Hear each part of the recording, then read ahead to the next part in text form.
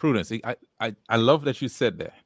And I know this is not even the main business that we're talking about here, but what you said there is so important. I think a lot of times, and if you listen to this podcast and you watch this podcast for over and over, you'll hear a consistent theme where we always talk about pricing and charging for your stuff.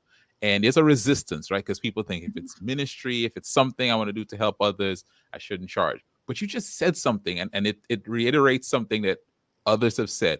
If you don't at some point generate some income, there's a cap on your ability to get better in that thing, to Yes. help people in a better way. And Yes. there's a cap on the length and the longevity of this thing, because after a while you're gonna run out of just the willingness to put your own money into that thing. And you'll be like, okay, this is done. Yeah. So it ends, and you actually will serve less people if you don't charge for it. Facts. Facts. Yeah. And the cap is very, very low, Yeah. because you still have to reserve time for what it is that feeds your family, what it is that gets you to be able to go on vacation. You still have to reserve time and emotional energy for that. So yes, there is a cap. If you want to grow in your whatever that gift is, you either have to be willing to charge for it so that you can have the resources to expand it, or you have to be willing to decide that the low ceiling is sufficient for you. Yeah. Okay, so photography, which is so interesting, right? Because I think the first time we met, I remember photography and money management were both something. They were both So struggling. when did you start monetizing as a business the financial management part of it? Because you talked about the photography.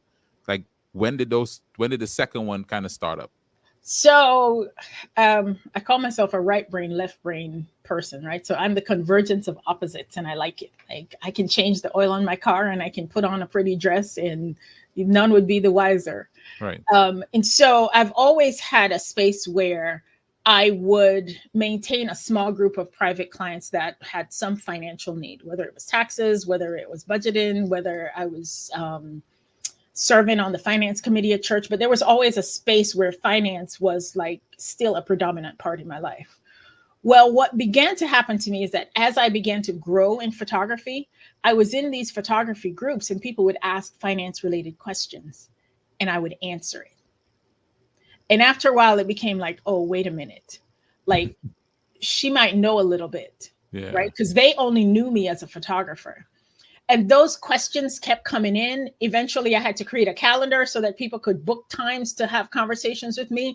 Eventually, I had to start sending out invoices so that people could pay for the time, because now this thing was becoming its thing.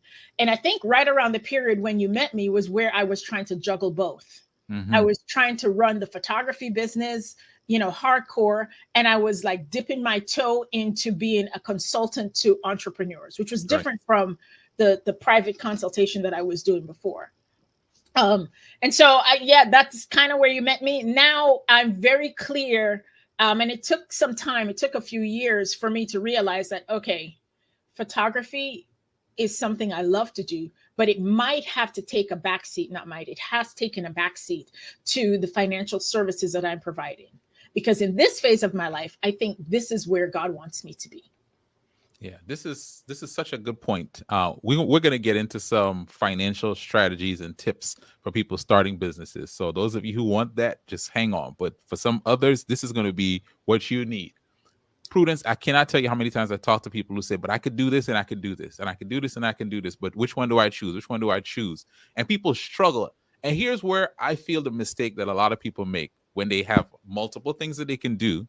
Mm-hmm. They wait and they don't do anything with either of them until there is some, I don't know, maybe a divine zap from on high that just says, go in this way.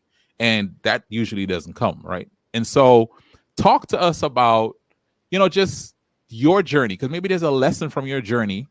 Like, what would you advise that person who feels I can go this way or that way, and they feel stuck right here? What would you say to them? Right. You said something that I think is very important, where there's a space where you can do this, you can do A and you can do B, but you don't do either one, right? You have to actually do both Mm. um, and do both, and it will eventually become clear as to where you need to go, right? What happens though is that there is going to be resistance. There is going to be a space where somebody is going to say, with the thing that you're about to put down, where somebody is going to say, but the Lord told me that you need to do this, but your conversations with God are leading you in a different way. Hmm. And the best advice that I can give is that you just have to keep doing both, and one will actually bubble to the top. The I cream like will, that. I'm not saying that the cream will rise to the top, because I'm not negating photography. I love photography. I do. And I still take photography jobs because they bring me joy. I'm Hmm. just not taking 3 or 4 jobs a week. I'm taking maybe one a month.